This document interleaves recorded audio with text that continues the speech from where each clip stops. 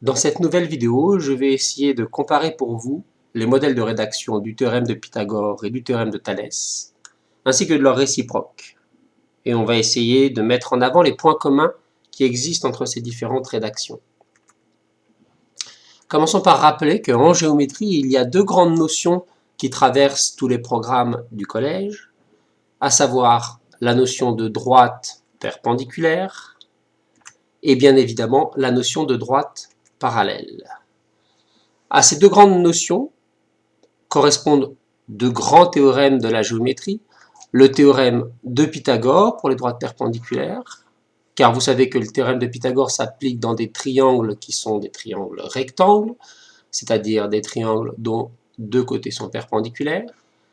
Et pour les droites parallèles, le grand théorème qui est associé, c'est le théorème de Thalès, puisque une configuration de Thalès, c'est une configuration où on a des triangles emboîtés pour lesquels les côtés sont parallèles.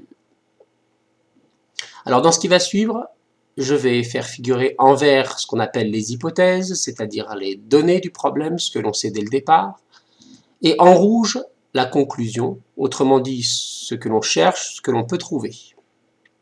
Par exemple, pour le théorème de Pythagore, les hypothèses, c'est déjà que on a un triangle avec un angle droit, un triangle rectangle, mais aussi pour pouvoir appliquer le théorème de Pythagore, il faut connaître deux mesures. Par exemple, les deux côtés de l'angle droit. Si on connaît les deux côtés de l'angle droit, on va pouvoir calculer la longueur de l'hypoténuse.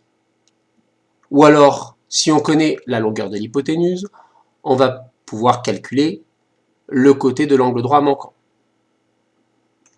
Mettons-nous dans la situation où on chercherait l'hypoténuse. Vous savez que le théorème de Pythagore permet d'écrire que le carré de l'hypoténuse, c'est-à-dire h au carré, est égal à la somme des carrés des deux autres côtés, c'est-à-dire a au carré plus b au carré. Une fois qu'on a fait ce calcul, on prend la racine carrée du résultat et on a donc la valeur de l'hypoténuse. Si c'était un des deux côtés de l'angle droit qu'on cherche, on écrirait que b au carré est égal à h au carré. Attention, dans ce cas-là, on fait une soustraction, h au carré moins a au carré. Une fois ce calcul effectué, on prend la racine carrée et on trouve la mesure de b. Ça, c'est pour le théorème de Pythagore. Pour le théorème de Thalès, quelles sont les hypothèses? Eh bien déjà, l'hypothèse principale, c'est que on a deux droites parallèles. Mais il faut aussi connaître un certain nombre de mesures. Par exemple, ici, la mesure de A, la mesure de C, la mesure de B. Avec ces trois mesures, on va pouvoir calculer la mesure manquante, la mesure de D, car vous savez que les nombres A, C, B et D sont en situation de proportionnalité, ce qui se traduit en mathématiques par une égalité de rapport, une égalité de fraction. Ici, la fraction A sur C est égale à B sur D.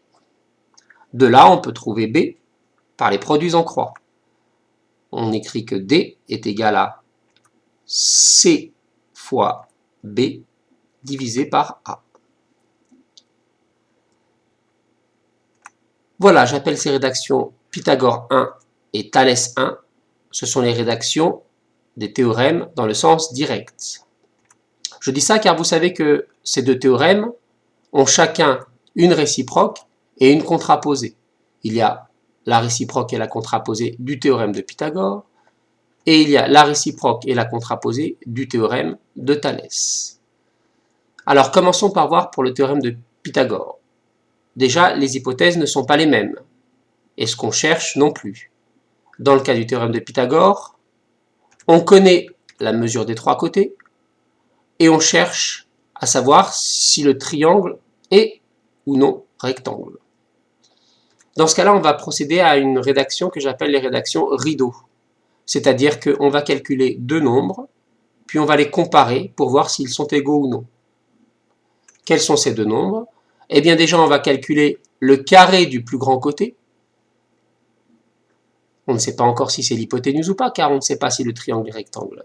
Donc le carré du plus grand côté, ça donne un premier résultat.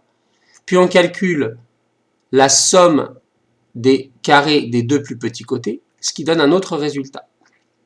On compare ces résultats.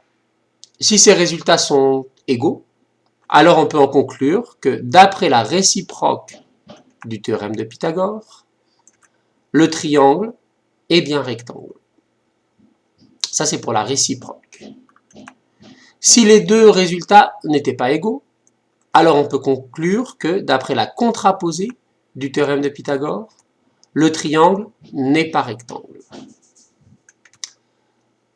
Voilà pour la contraposée et la réciproque du théorème de Pythagore.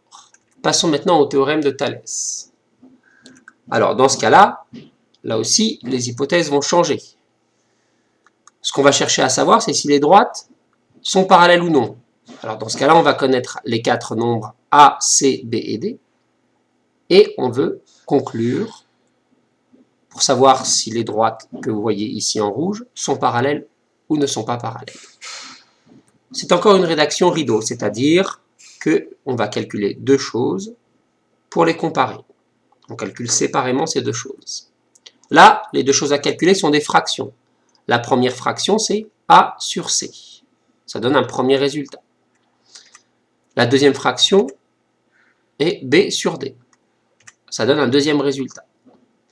Alors, faites attention parce que pour comparer des fractions, il ne faut pas passer par des valeurs approchées. Donc, bien souvent, il va falloir réduire un même dénominateur, ces deux fractions, pour pouvoir les comparer. Toujours est-il que si nos deux fractions sont égales, à ce moment, on peut conclure que d'après la réciproque du théorème de Thalès, cette fois-ci, les droites sont parallèles. Si nos deux fractions ne sont pas égales, on en conclut avec la contraposée du théorème de Thalès que les droites ne sont pas parallèles. Voilà pour la contraposée et la réciproque du théorème de Thalès. Ceci nous donne 4 rédactions types que j'appelle Pythagore 2 pour la contraposée du théorème de Pythagore, Pythagore 2 bis pour la réciproque du théorème de Pythagore. Et pour le théorème de Thalès, j'appelle les rédactions Thalès 2 et Thalès 2 bis. Vous avez toutes ces rédactions sur une feuille que je vous ai fait coller à la fin de votre cahier. Vous pouvez aussi les télécharger sur le blog de maths. À une prochaine fois.